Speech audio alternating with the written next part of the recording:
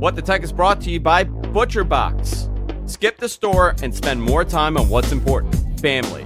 Get great meat delivered for free right to your door. Go to butcherbox.com/Andrew, claim your free bacon and $20 off. Simple Contacts, an easy and convenient way to renew your contact lens prescription or reorder your contacts from anywhere within minutes. Get $30 off your contact lenses by visiting simplecontacts.com/Andrew and entering the promo code Andrew. What's the Tech?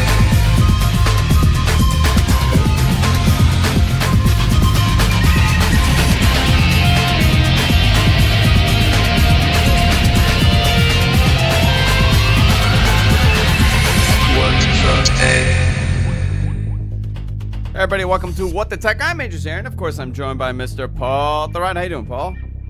Pretty good. How are you? Okay. I'm all right today. You know, very stressed with life. I'm sorry. I'm not the same young man that you knew a couple years ago, Paul. Sure. I'm now defeated by life. Yeah, that's what happens. Is that you know, you warned me one day. A drunken Paul Thurrott at Rattle and Hum told me, looked me dead in the eyes and said, Andrew, one day you're going to be so defeated by life. Mm-hmm. I'm gonna be standing over you on that day. Yeah. Saying, I told you so. I told now you get so. out of the gutter. Guys, actually, we've had a crazy jump in numbers over the last 2 weeks. I think Tuesdays are doing it. I think it's not necessarily for the live show, but for the podcast. I saw like a whole new bunch of people are messaging me, telling me that they just discovered the show and how long we've been doing it. And my answer is too long. Every time I get asked that question. And then I get asked, how long have we been doing it? Do we even know? It's a long time. You know what? Suncast could probably go in the archives and find out. He's the man that knows all the numbers. Yeah, let's get him busy. I'm going to say 6 years. You think really? 7 years? Maybe even 7. Boy, that could well, be. I'll tell you. Well, here's the thing. The first time you came on my show, you wrote, was it the Windows Phone book? Well, Windows Phone so 7? that was 2010, the first one. Okay. I think 2011 was official. Okay. Wow. 7 in heaven. Time flies when you're being dumb. Yeah. Yeah.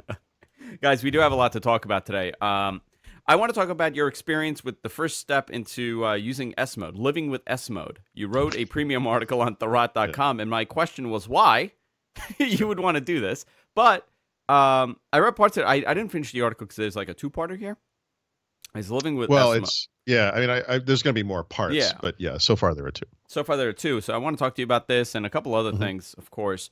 But before we do, I want to remind everybody, you can go to Thurrott.com, sign up for the premium service over there. You can join the premium service, and they have great stuff here for you. If I'm having DNS problems, so I'm a little slow with everything I'm doing today. But there is a spring sale. It ends March 31st. Get premium Thurrott. Get premium Thurrott. Is there a difference between the Thurrott that I see today and the Thurrott I will see on Saturday? Is that like premium Thurrott? Yeah, premium Thurrott dresses in a tux. Yeah, weekend Thurrott. Get Thurrott Premium for $48 on your first year of premium service. This is actually great. You can sign up now for 1 year for $48, or you can subscribe for a monthly service of $7 a month. And there's a plethora of things that you get, like the show with you and Brad, all these premium articles, and a whole lot more. I want to give a little shout out, and I want to remind everybody, go sign up there. I'm a premium guy. I'm a Paul Thurrott guy. I get all my news. My weather. I am as well. I get my weather from Paul. I get my traffic reports on the 10s from Paul. That's just how it works. Let's talk about this, actually. So you have been testing S mode out. Yeah, I mean, I do this from time to time, right? So obviously last summer I tested it. I tested it when the Fall Creators Update came out. I've been using it to update the book, the Windows 10 book, right? To make sure everything's accurate to Windows 10 S. But now in this next version of Windows 10 that's coming out in the next 30 days, they're getting rid of Windows 10 S as a product, and they're integrating S mode into the other versions of Windows 10. So this is, why do I do this, right? So every version of Windows 10 that comes down the pike, I reevaluate different aspects of the operating system. In the past, the big one has been Microsoft Edge, the web browser. I will keep doing that, but S mode is getting on that list too because it's so important to the future of Windows. So Basically, it's just a check-in to see if this thing is ready for prime time yet. I mean, I would say all of last year it really wasn't. But the goal of Windows 10s or S mode now, as we call it, is valid. It's just a matter of timing. When we get there. So I just need to keep looking at it and see if it's kind of there yet. Yeah. So what has been the biggest difficulty? Because I'm curious. And actually, let me make this before. What's the biggest difficulty you faced with it? Because obviously it's an adjustment, right? You can't do a lot of the things that you were traditionally doing. So what's been the biggest adjustment for you? And what do you think people are going to have? Like, what's going to be the biggest adjustment for most people that use this mode? Yeah. My biggest adjustment is going to be the same as anyone else, which is just apps, right? And primarily the web browser, Chrome. You can't install third-party desktop applications in S mode. And the primary issue there, the biggest issue by far, is web browsers. You can't install Chrome or Firefox or whatever other browser you prefer. So that means that anyone who's using S mode is going to be forced to use Microsoft Edge, which is okay, but it's not ideal. And like I said, for the past 3 versions of Windows 10, I've kind of gone back and reevaluated it as it's been updated. It gets a little bit better in each release, for sure. But then it has a ways to go. In every version, you can kind of pinpoint, well, here are the issues with it, whatever. So one of the things, well, there's 2 things I think that are starting to chip away at the primary complaint about S mode. One is that the number of high quality apps in the store has gone up subtly. I mean, there aren't a bunch of them, but we're starting to see things like Microsoft Office is available in the store. Adobe Photoshop Elements is available in the store. Spotify is available in the store. iTunes someday will be available in the store. And that's a big deal. If you think about it. Yeah, it's a big deal to people, for sure. Here's what I'm looking at right now on my Mac, out of all things, right? I'm looking at Outlook. Office is open right now, so I'm using Office for notes. Yep. Spotify is on the bottom, and it's open because I paused it. Skype and TweetDeck, along with Chrome. I mean, those are really the applications that I'm using on a regular basis. Yep. So, in some ways, Windows 10s might work for you. I mean, assuming you are 10s mode, I got to get used to this name. Assuming you're okay using Edge, right? I think according to Microsoft statistics, Windows users on average spend over half their time on the web. So web browsing is kind of job one. It's a big activity. When I look at my own computers, I see a couple of things that I use on a regular basis that are not available in S mode, right? So not just Chrome itself, but I pin web apps to my taskbar using Chrome, and I use them as if they were apps. And I kind of harp on this, but and maybe this is not a mainstream activity for people. I don't know, but I really, really value that capability. Now, in the new version of Windows 10, they're going to allow users to have access to progressive web apps through the store. It's possible that some or all of the apps that I'm using this way through Chrome will someday very soon be available to me in Windows 10 in S mode, and that would be amazing. And so we'll see. That's not there today, but that's something that could be changing. And then I have a couple of other apps that I just kind of use regularly, which are esoteric in some ways, like Markdown Pad, which is my text editor, and the cat that I'm going to murder. Is the cat very upset about S mode? Let's get out of here. She's just a pest. Like it's getting a little irritating with the cat. Yeah. Anyway, and then there are things that I don't use super regularly, but I do spend time in. And if you're a power user of any kind, S mode's not going to work for you because you're not going to be able to use developer environments like Visual Studio or Visual Studio Code, Android Studio, whatever. So, I mean, that kind of stuff is off limits. Desktop games are off limits. That's a big thing. That's actually going to be a big issue for a lot of people. Microsoft's done a decent job of getting a small collection of really high quality games into the store, especially first party Microsoft Studio games, and that's great. But there are still issues along those lines. And so what's going to be the pivotal shift for more development to come to that platform? So I actually think it's progressive web apps. In my case, I mean, look, everyone's needs are different. And I think this is the thing. There are people who believe that S mode or Windows 10s today are fine, that it's fine for most people. You hear these kind of trite phrases like it's okay, like people could get by with it, But the truth is that Windows 10s today and S mode in the near future will betray virtually anyone who uses it at some point, because we all have that one application or that one hardware device that requires a special hardware driver or software package that you just cannot install on Windows 10s. And for example, if you had a specific kind of printer or an all-in-one printing device that does faxing, scanning, whatever, it's possible that Windows 10s will provide you with some basic functionality for that device. It's also possible it won't work at all. But what is a fact is that that software driver, package, whatever, that Canon or Panasonic or whatever the company is provides will not install on Windows 10s. It just will not work. Even Microsoft products like a Microsoft Surface Precision mouse, it works in a very basic way with Windows 10s or S mode, but you can't install the custom software package that lets you customize all of its buttons. So if you want to do anything beyond the basics, you're kind of out of luck. You just can't use it. In my case, the second article that you were referring to that I wrote was about writing, and I'm a writer, so I use writing tools, obviously. I switched from Word to a text editor, Markdown specifically, kind of editor, a couple of years ago. That's unusual. Like, I admit this. I don't mean to suggest that this is a normal thing for people to do. But Word is available in Windows 10s. It's the desktop version of Word, but it's available through the store. That's a super high quality app. It's something most people would be very happy with. But one of the other tools I use is something called Grammarly, and Grammarly is available as a plugin in web browsers and in applications like Microsoft Word. Well, the Grammarly plugin is delivered as a desktop application, so that's I actually can't use it with the store version of Microsoft Word in S mode. It doesn't work. So when you look at this as a whole, though, right? Like, because now this is the mode, and we actually spoke about this when they announced Windows 10s, right? My first thing was, okay, this is cool, but this should be a mode. This should be a switch that you toggle if this is the environment that you want to put in. Like, I'll give an example. I got, with my kids, maybe I would want them to use this to, for security reasons, for limitations on what they can install and can't install. I thought that was a phenomenal feature. And I know that you could allocate that and you could set up certain things like that depending on the profile. But if this is the direction that they're headed for whoever I guess, education, I guess.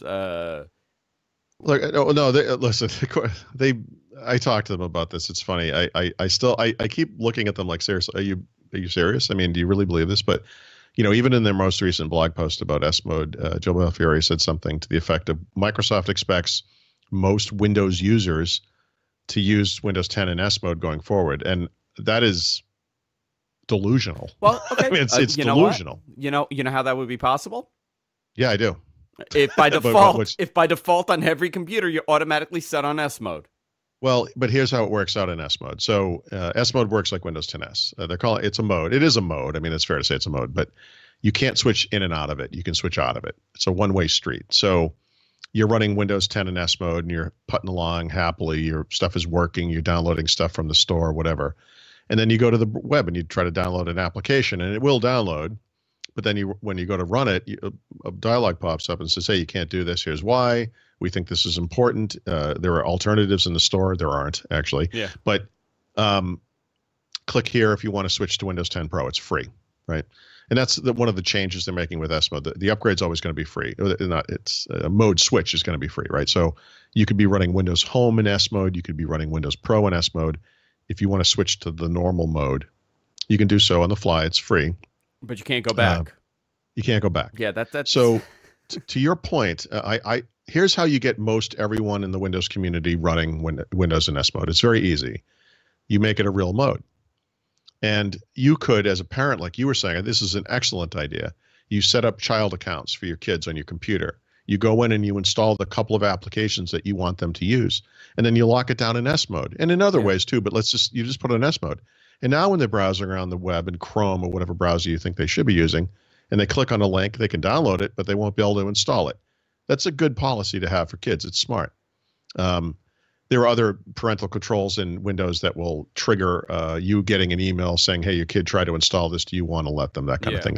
That's separate from S mode. That's all separate, yeah. But, me as like a person, I would do this, right? I would do this right now.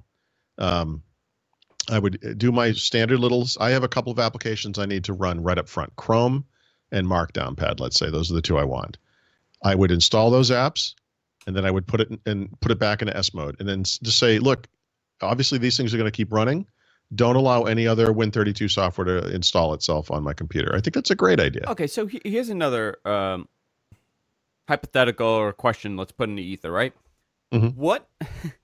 What benefit other than security, right? Other than security, Yeah. like if I'm selling this to someone, as, yeah. Why? Like, Why like would you I'm want standing, this? I'm the guy Yeah. that's got to sell this to you to use this mode. What are my talking points? Is it just security, or are we going to talk about performance gains with the applications? Are we going to talk about performance within Windows itself?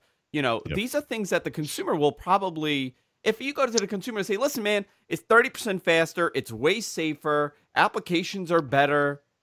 Okay. Well, okay, so applications are not better.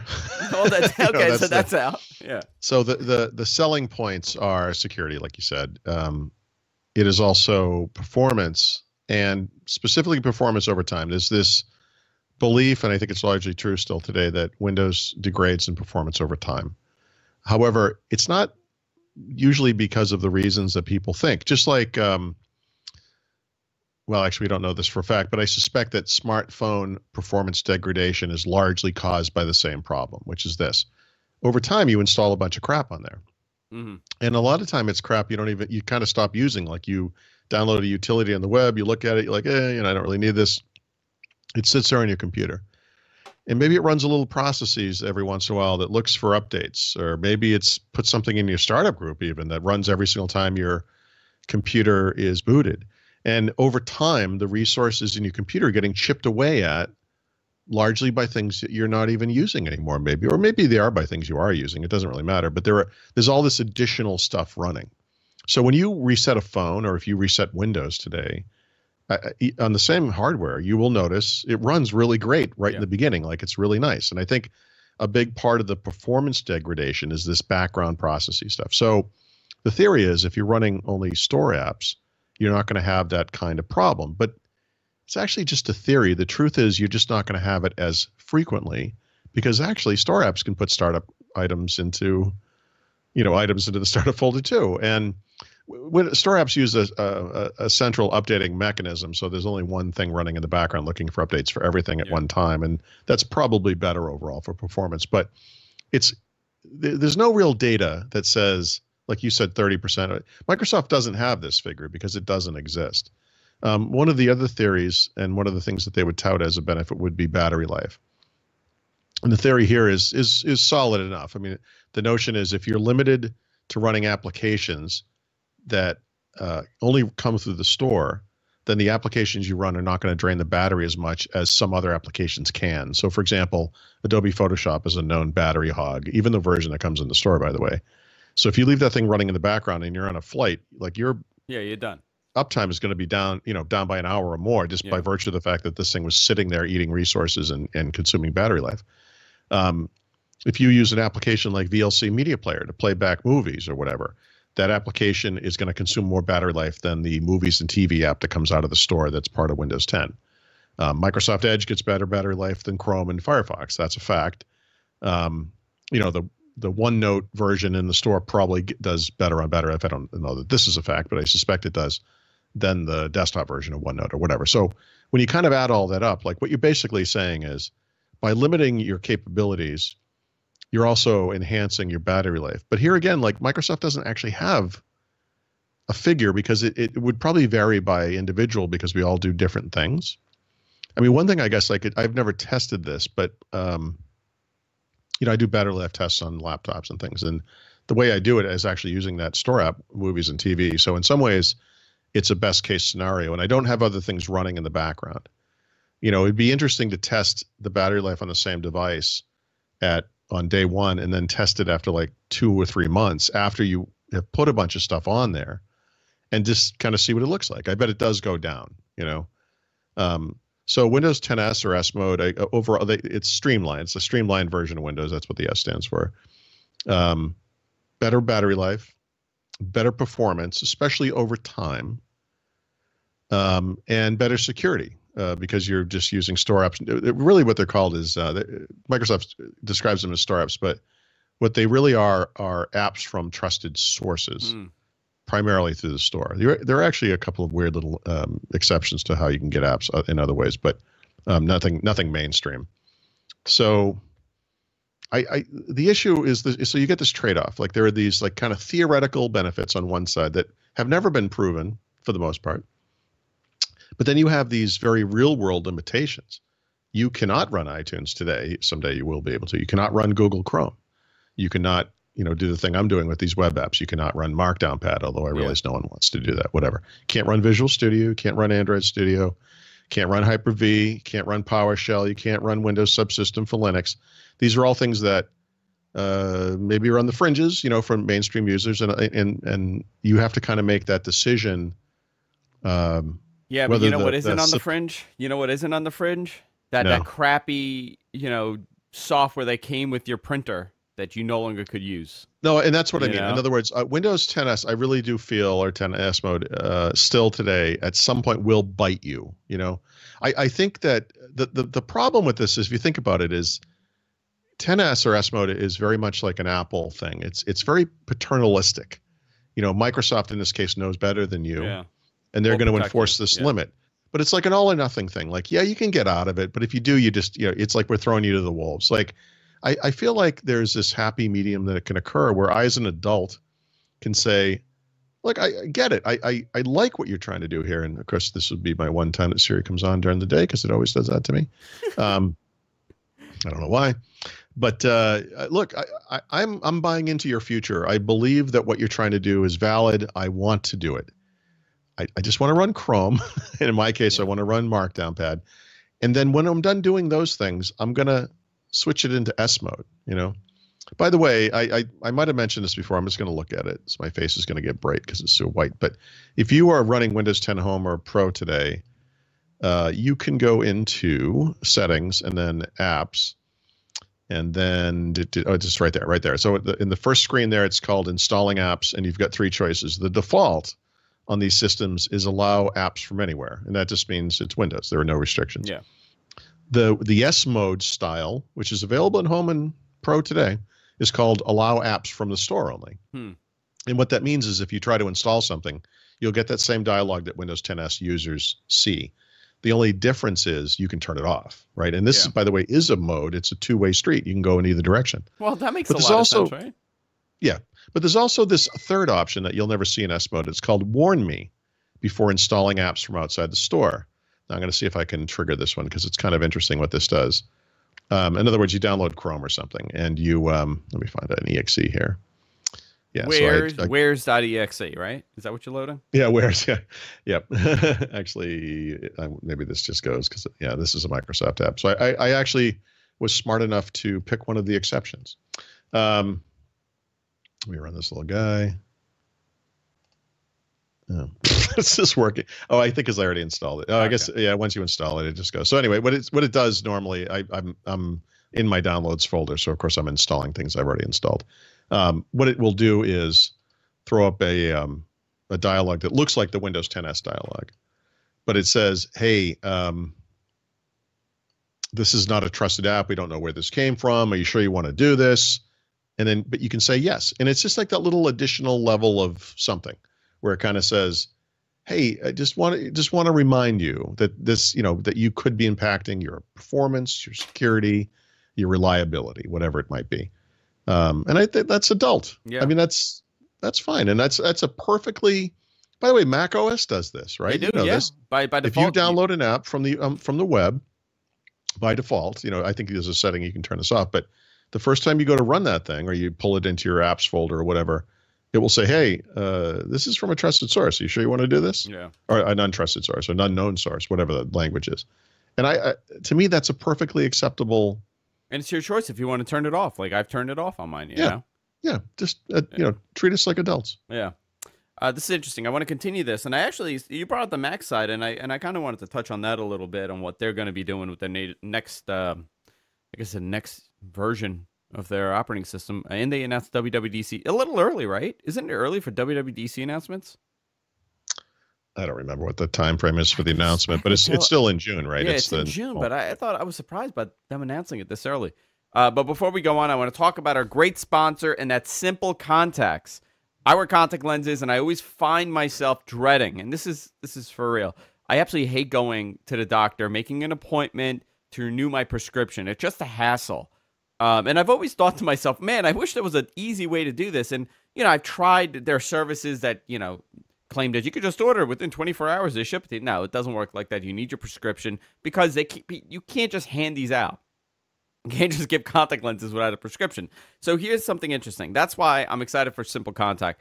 I actually got my last pair from them, and it's unbelievable how it works. It's a great new app that makes this dreadful process way easier. You could also save $30 on contact lenses at simplecontact.com and use the offer code, the promo code Andrew, when you're purchasing your contacts. So this is how it works. It's totally convenient. So you could do it at home. You go, you create your account, you log in, and you take an eye test. It takes like 5 minutes to do this. They have the great thing is they have a great staff there, and you can't game their system either. I mean, they're very strict on how to follow this, and it's super easy. By the way, you just go through. My brother did it, and he's not a bright guy. My brother, he's a dummy. He actually went through this process so quick. I was shocked actually how he does it. But here's the great thing: these are each time you take the test, it's reviewed. Every exam is reviewed carefully to make sure that your eyes look healthy and that your vision hasn't changed from your prior prescription. Also, by the way, this is you should still go to your yearly physical checkup on your eyes. This is not replacing your appointment at the doctor to check your eye health. This is exclusively to get your contact lenses simply online. If you go to simplecontacts.com/Andrew, you can enter the promo code Andrew at checkout, and you get $30 off your first Simple Contacts order. And I'm going to tell you, it was actually great, and the prices are very competitive. Also, the eye exam costs only $20 when you opt in to do the eye exam with them, which is phenomenal. Simplecontacts.com/Andrew. Use the promo code Andrew at checkout. It's amazing, right, Paul, that we could order contact lenses now like this? You just get they do the exam and everything, and you're set. Yeah, pretty soon we'll be doing like, dentist online.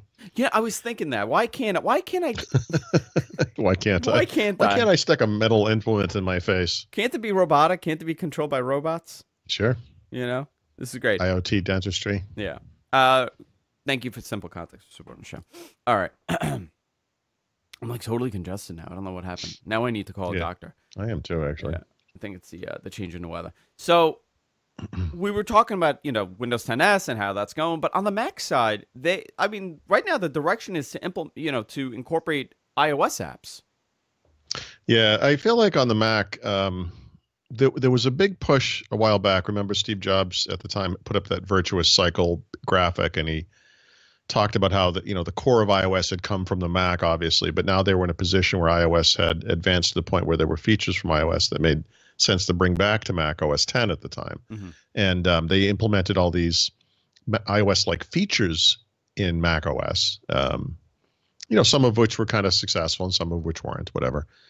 But it seems like for the past, I don't know if it's been, I don't know how to separate these things. They switched from cat names to California names. It's certainly been in the last 2 or 3 releases.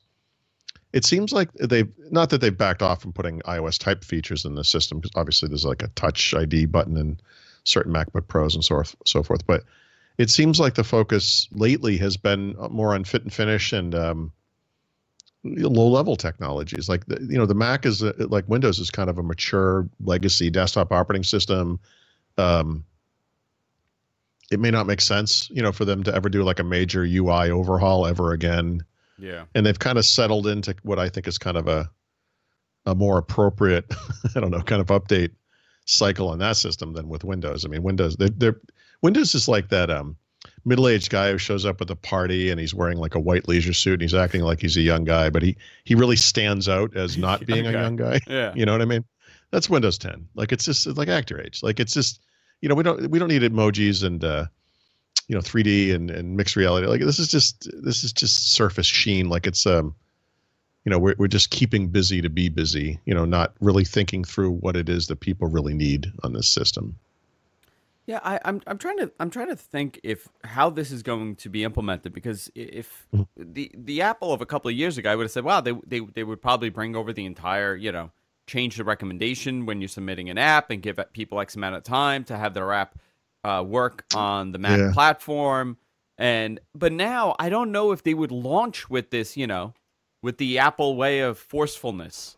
Right now they're kind of half-assing everything that they put out. I mean, this touch bar is not that great on the new Macs. There's issues here, there's issues there, there's little hiccups happening. So I don't know how well this would be implemented with the next version of the Mac OS. I mean, they're not going to put a touch screen on these things. I don't know anymore, but I don't know. I mean, is that? I just don't see that ever happening. It's one of those weird Apple things. I do hope that they bring iOS apps. I think that's what you were referring to earlier, the notion that iPad apps might be coming to the Mac. Like, I hope they do that. I think that makes sense. It would be very Apple for them to do that after everyone else did it, right? Android apps are coming to Chrome OS, so Google's doing that. Microsoft implemented a mobile app store in Windows 8 first and then Windows 10. They never really went as far to they didn't bring Windows Phone 8 apps to Windows, but they did change the app platform so that a developer could create one app that ran on both and essentially got to the same place. So, and then, obviously the phone failed, so that was kind of lousy, but, it's not a bad way to overcome an app gap, and Microsoft does not have that luxury, right? So on the Mac, I'm on the Apple beta program, the Apple developer program. So I just installed the latest beta of whatever version of Mac OS 10, Mac OS, whatever they call it. I think it's update 5 or whatever. Yeah, whatever it is. And Mac OS, like iOS in the latest versions, there's a couple screens that kind of pop up after you set them up. Now, one of them is about privacy, very much like what Microsoft does in Windows 10. But they had one in Mac I'd never seen before. It was basically advertising the store, and it was kind of like the privacy screen, but it kind of said, "Look, I probably took a screenshot of it, but it said, hey, there's this great place to get apps on the Mac," or whatever the wording was, and I thought that's interesting. Like they're actually kind of pushing that. And I kind of wondered at the time if it wasn't on purpose because they're envisioning this day coming very soon when that will be the place where you can get your iPad apps as well. And all of a sudden that store will explode in quality, which is desperately needed over there. And on the Windows side, the only way that's ever going to happen is through progressive web apps, right? If we can get, especially those Google apps, I mean, how amazing would it be if Google Gmail and Inbox and Calendar and Maps and whatever else were all available all of a sudden on Windows 10? That would change the landscape for Windows users pretty dramatically. I don't know. I don't know where. If you think about the Windows side and you think about the Mac side, there's been a major split. Before you say, well, it's the same thing. Mac OS and Windows 10 or Windows 7. I mean, the argument was Windows 7 and Mac OS, whatever it was, or OS 10, whatever. It's the same thing. It's just a little different. But now you're seeing the difference, right? You're seeing the... Well, yeah, it's not the same thing. It's not the same thing. I never said that. I never thought that it was. No, I don't. I'm not disagreeing with you. I'm disagreeing with that assertion. Like, in other words, they have, like we talked about, they brought forward iOS type interfaces into Mac OS. Windows 7 never got that stuff and never will. So there are modern ways of launching apps. There's a notification center with notifications in it and widgets and things like that. I mean, there's a bunch of modern UIs in the Mac that have been implemented in a way that makes sense with keyboard and mouse, right? I mean, we can kind of disagree or agree on strategy of each company, but they've kind of done, like if Microsoft never did a mobile app store in Windows, this is the type of thing they would have done instead. So this is like the alternate approach. But Microsoft had such a great opportunity to create their own app store, huh? Years ago. I mean, they could have done this years ago. Yeah. Years ago, and it would have really defeated this whole thing about secure. Obviously there's going to be security concerns with Windows because millions and millions of people use it around the world. So there's always going to be vulnerabilities and people trying to exploit it. But if Microsoft had created this app store, 10 years ago, with partners this is a tough that they one, trusted, you don't think it would have been successful in any way? I don't know. I don't really have an opinion on that, but it's kind of an interesting problem when you think about, because to me the big issue is not like security, although I'm sure that's the thing, but it's more like app discoverability. If you're a developer and you're looking out at the landscape of platforms you could kind of release apps on or whatever, you can choose how you would do that in different ways. Obviously, the volume of users is a big deal, but app discoverability is kind of a thing too. One of the big advantages of iOS for many years was just the store and how great it was, and a lot of apps would get millions of downloads just because they were promoted in the store. Today with a billion whatever apps are in there, it's really hard for smaller developers in particular to get any exposure through the store. By the way, same problem on iTunes with music. Smaller, indie bands, it's hard to be discovered, and podcasts also. Podcasts as well. So in other words, the thing that drew you there, the size of it, is the thing that works against you as a developer, right? So in some cases, and so in many cases, probably. That's a tough one. So, well, what's the alternative, right? So, well, one of the alternatives is you could make these apps installable over the web. Like you could search for the name of an app or search for a type of app or something in Google or Bing or whatever. And then depending on the platform you were running, you could get like these search results. You could click a link in the search page and, the app installs. Microsoft's planning on doing this. Google is planning on doing this. I don't know if Apple will never do this, but those two guys at least are doing it. But I mean, is there a thing out there that's bigger and more convoluted and hard to find stuff on than an app store? Yeah, it's called the web. And what's your possibility for exposure on the web? It's probably just as problematic. It's a lot of noise. So, it's a lot of noise. Yeah, and I guess what I'm trying to say is it's not really clear what the best approach is, if there's another approach that no one has ever thought up yet. But it's almost, a lot of times when they scale, I guess, they become so big, you start to realize that it's not working anymore, right? So the iOS home screen is a good example of this. When you just had one screen of icons, a grid of icons was fine. When you had 2 or 3 screens, it was okay. When you had like 8 or 9, it was like, oh, we can do folders now, and it was okay. But now that people might have hundreds and hundreds of apps on their phone, it's like this is not this UI doesn't scale, and it's possible that the App Store as a thing on any platform also doesn't scale, and I don't have a solution. I'm just pointing out it's kind of an emerging problem. We always play this game where it's what the top apps are in the Mac App Store. Number 1 app, Magnet. Magnet keeps your workspace organized. Yeah. So essentially, it's snapping. You're snapping windows. Oh, yeah. So, okay.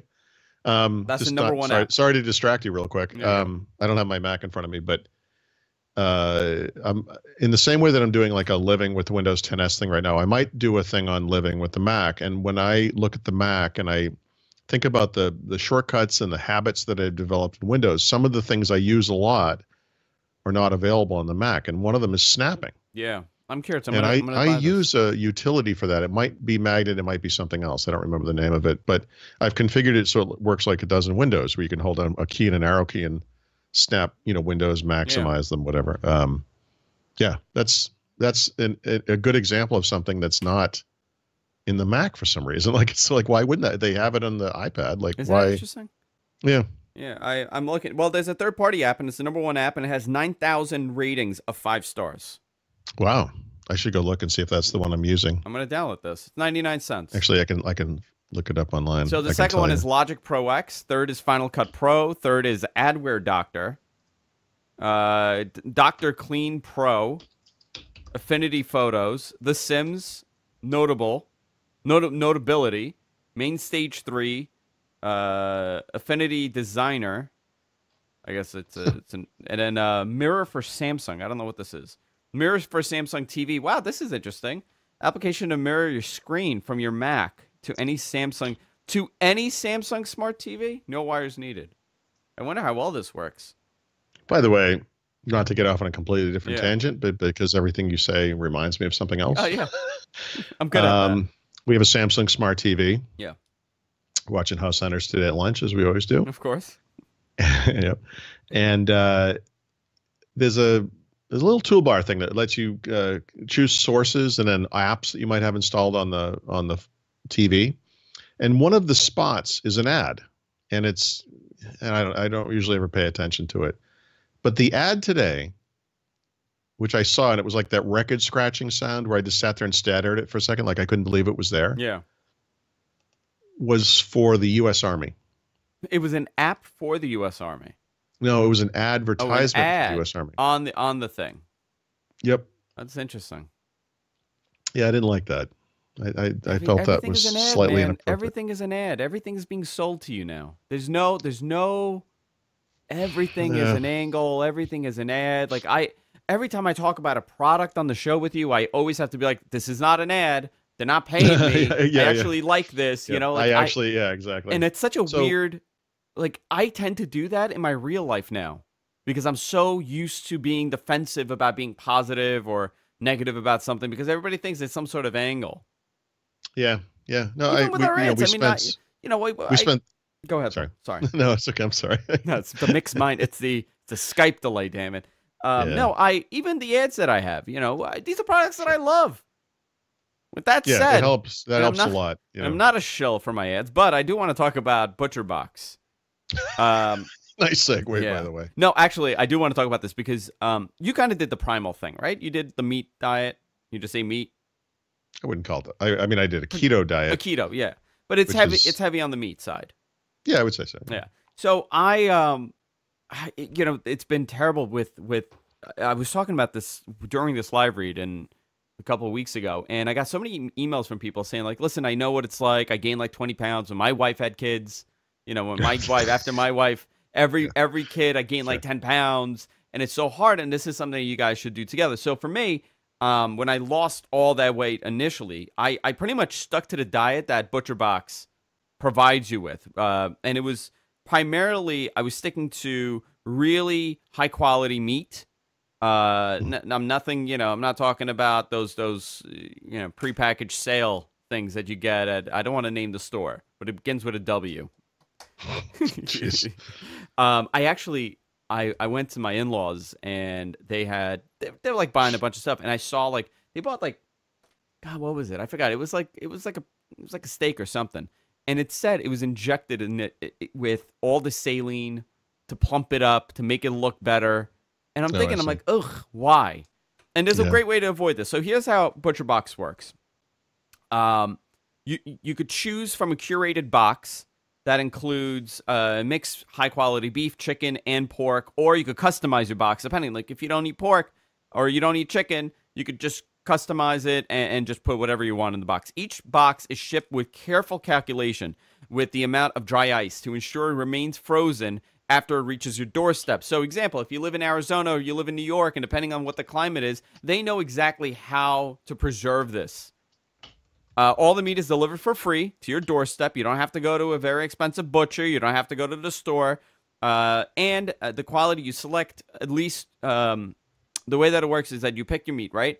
And each of the things that you pick, like with ButcherBox, they deliver you grass-fed, grass-finished beef, free-range organic chicken, and heritage-bred pork. No antibiotics, no hormones. These things are unbelievably healthy. And when you see how it arrives and you see the meat, it's actually the color difference is something that really is alarming, right? When you compare a cheap cut that you get at the grocery store, the everyday thing, compared to this, it's actually astonishing the difference in the quality. But I tend not to marinate these because they're so good, but I really wanted to make a recipe that I saw. So I'm actually defrosting one of the steaks right now, and I'm about to make it after this show. So it was actually a perfect time to do this read today. And ButcherBox believes in a healthier food system where everyone has access to meat the way that nature intended, free of antibiotics and hormones, and they're humanely raised. That's the other part. So here's a great offer for you guys. If you go to butcherbox.com/Andrew, you can claim your free bacon and $20 off when you visit the butcherbox.com/Andrew and you enter Andrew. That is the code. That is the promo code when you're checking out. You enter Andrew. These guys are phenomenal. I absolutely love them. And the quality, it just speaks for itself. I'm not big on making chicken at home because I feel like it's never as good. I go to a place by my house. Well, you've been there. You've been to Press. That's actually, I always just get like the chicken from there. Just a couple cuts of chicken and no bread, nothing. And that's like part of my diet, if I'm trying to cut back on bread. The chicken from these guys from ButcherBox, it was oh my God, 10 times better than what they're able to do. And I praise those guys over there. So I'm telling you, give it a shot. ButcherBox.com/Andrew and enter the code Andrew at checkout. I want to thank ButcherBox for supporting the show. Paul, so Yes, did you sir. order the S9? I did. You did. It's coming. I just got a FedEx shipping announcement that it's coming tomorrow. I have yet to order it. So do I just go into the store and pick it up? Yeah, it seems like this thing is readily available. So I don't think you're going to. No, what happened with me is I went to order it over the weekend, and I'm contract free, like on my phone. Like I paid off the phone like 6 months ago, and it said that there was a hold. There's a hold of $120 on my phone. So I called them and I said, "Hey, what is this?" And they go, "Well, you upgraded a phone, my S6. It's the upgrade from my S6, apparently." And I go, "No, that doesn't sound right. I had that thing for 2 years." Wow. And they looked at it. They go, "Yep, you're right. We'll remove it." So it took 24 hours. So I think I'm just going to order it online, or I'll just walk into. I don't know. Just walk into a store. I like the way Samsung does this because on day one, you can go to the Samsung website. You can say, I want this color. I want the big one or the small one or whatever. And then they list the carriers, or you can get it carrier unlocked. It will work on anything. And I chose that, and I move on, and here we are. Is it better to get it from Samsung, or is it better to get it from Verizon? What do you think? Personally, I would get it from Samsung, and I would get the unlocked version. Internet, whatever it is, the carrier unlocked, like not tied to a carrier version, because you can use it anywhere. Here's another question for you. Does that have a different chipset? Because Samsung has two different chips in it.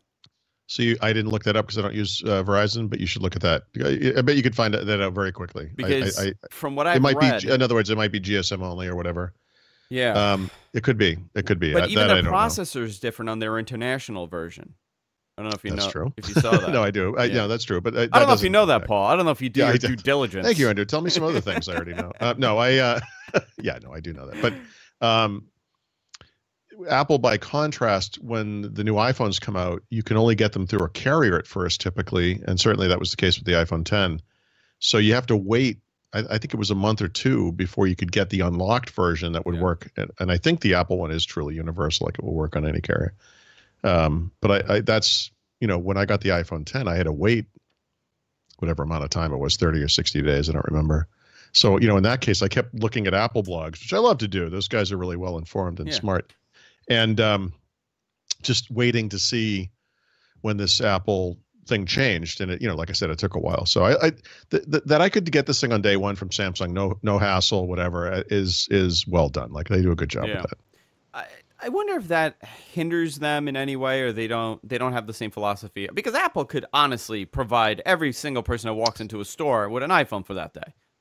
They know.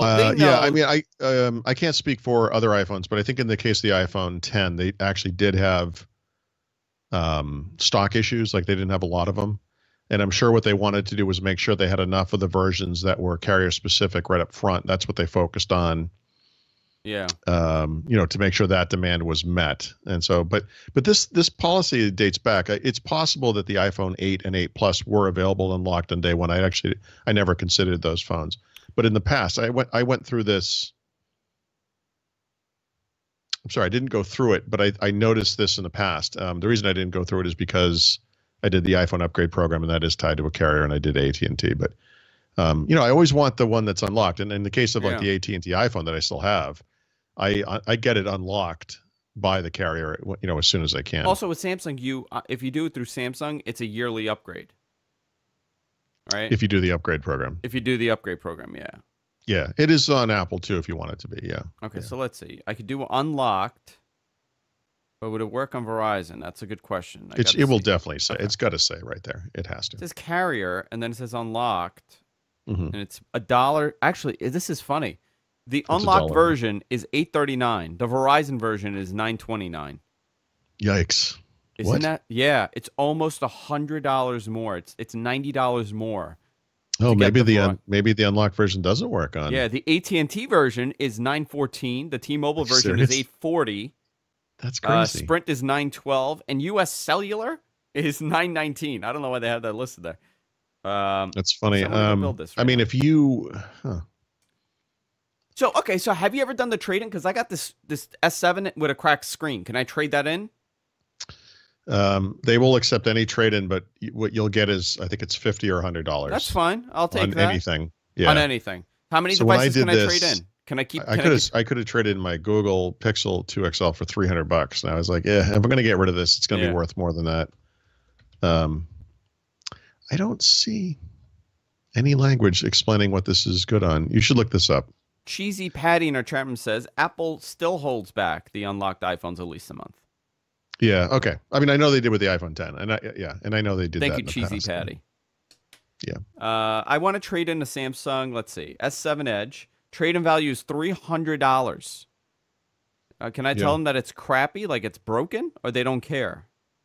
I think as you go through the process, they'll ask you to how tell crappy? you the condition, and it will go down based on what you tell them. Can I put shit as the condition? I don't know how it works. Hi, Samsung. Listen, I looked. It said fair. It said okay. It said great. But do you have shit listed? No? I'm confused by this. So I don't know why I care. I'm not on Verizon, but will Samsung unlocked work on Verizon? Okay, cracked S7 is $100. So I could just do a cracked S7 for $100. So I think I'll do that. And then you got to go through their financing, right? They got to do like a whole thing with you. Or you could just pay for it. Or you could just pay for it. Yeah. Yeah. I mean, who doesn't want to drop $1,000 on a phone right now? You know. I mean, yeah. It's so. By the way, crazy. I should say, because Windows 10s is one of the things I get a lot of complaints from people, even though I know no one's using it. I'm not sure what they're complaining about. But the other one I hear from people on a lot is the Google Pixel 2 XL. Like, I've complained endlessly about how bad this phone is. I recently blew the phone away using, those like command line tools for Google developers, and installed the what did I install? The latest, the Android P beta. And here's the funny thing. It hasn't solved all the problems, but it actually solved a couple of the problems. Interesting. Yeah. Like, it's almost like blowing away a device and resetting it, like, kind of helps, like, because it really does. Anyway, it didn't solve all the audio problems in particular. Like, there's a popping sound that I get through the internal speakers, if I switch songs or whatever, that I find really irritating. But the performance is better again. The dongle thing, the USB-C dongle I was complaining about, has started working more reliably, which is actually really good news. I don't know. So sorry, my wife is now the head of the CFO of GFQ, and she's messaging me telling me that she's done such a better job than I ever did with managing the money. Okay. So right now I just told her, I'm like, with that said, I need to repair my Mac. That's $300 because I got a bad battery in this one, and I got to fix the logic board. And I need to get this new phone. So expense that. Thank you. So, I wanted to save this. I don't know if I should. You know what? Let's save this for the post show, because Jess bought, I told you, right? She bought a 13-inch MacBook Pro with a touch bar because she just had to get it. Like her Mac died and she just needed one. Her screen cracked because it hit the corner. Okay. Her screen, actually, first, the shift key stopped working. The shift key broke. Well, that's a big problem. Right? See, this is one of the things that makes me very hesitant to get this device. Oh, wait. You know what? This is the teaser. We're going to save this for the post show, for the Patreon show. Guys, if you're watching live, stay tuned. You could join us for our Patreon show. If you're listen to the podcast, you guys are going to lose your mind when you hear the story, because I have no concept of how this happened. You know what? I haven't even looked at this as a common issue, but it's gonna blow your mind at this, and I guarantee you this is a design flaw to some capacity, and it will be fixed in a later version. I'm gonna give you guys a teaser because I want to go into detail in the post show. If you want to listen to our bonus shows, you can go to patreon.com/whatthetech. You can fund us $1, and you get access to all our bonus shows. Which, since we moved to Tuesdays, we are back. We're doing these bonus shows. Last couple of weeks, people really enjoyed the arcade cabinet stuff. I'll give a little update on that. And then the main thing we'll be focusing on what the hell happened to this Mac that she only had for, I want to say, 2 weeks. No, 3 weeks. It was 3 weeks that she had it. So I want to go into detail about that. For all things Paul, go to Thurrott.com, of course. Go subscribe to Thurrott Premium. There's a special happening right now. And I mentioned it at the beginning of the show, and I closed out the Thurrott page, so I can't even see the special. So $48. $48. I mean, that's phenomenal for a year, for 1 year. The spring sale ends March 31st, so you got a couple days to go and sign up, or you can sign up for monthly for $7 a month, which is great also. Guys, that's it for this week. Stay tuned. If you're watching this live, we're going to do What the Talk. If you're listening to the podcast, go to patreon.com/whatthetech and fund us there.